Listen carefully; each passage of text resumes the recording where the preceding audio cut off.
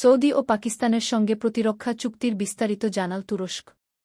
তুরস্ক, সৌদি আরব ও পাকিস্তানের মধ্যে স্বাক্ষরিত সামরিক চুক্তির আওতায় তিন দেশের জ্যেষ্ঠ মন্ত্রীদের নিয়ে বিভিন্ন কাঠামো গঠন, যৌথ সামরিক মহড়া এবং প্রতিরক্ষা শিল্পের সহযোগিতা বাড়ানোর পরিকল্পনা নেওয়া হয়েছে।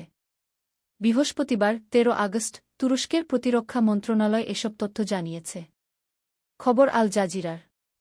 গত ৭ আগস্ট তিন দেশ মক্কা যৌথ প্রতিরক্ষা চুক্তি স্বাক্ষর করে।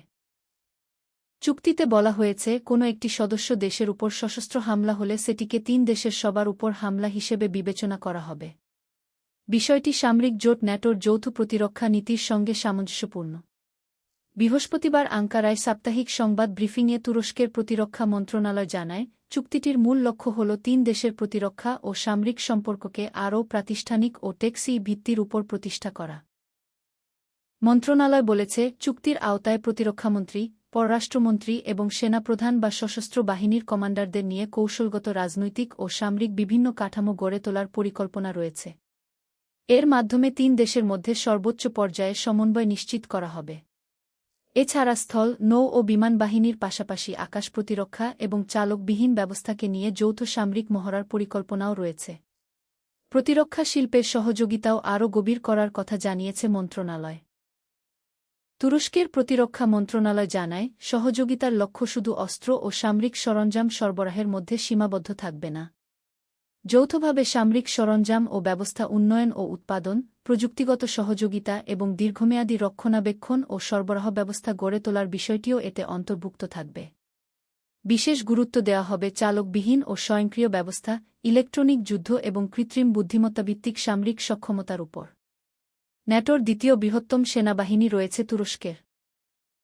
দেশটি জানিয়েছে, পারমাণবিক অস্ত্রধারী পাকিস্তান ও বিশ্বের শীর্ষ তেল রপ্তানিকারক সৌদি আরবের সঙ্গে করা এই প্রতিরক্ষা চুক্তি ভবিষ্যতে আরও দেশকে যুক্ত করার জন্য উন্মুক্ত। সম্ভাব্য সদস্য হিসেবে মিসরের নামও আলোচনায় রয়েছে। তুরস্কের প্রতিরক্ষা মন্ত্রণালয় আরও জানিয়েছে, লোহিত সাগরে জাহাজ চলাচল সুরক্ষায় একটি আন্তর্জাতিক জোট গঠনের লক্ষ্যে জেদ্দায় অনুষ্ঠিত বৈঠকগুলোতেও তুরস্ক অংশ নিচ্ছে।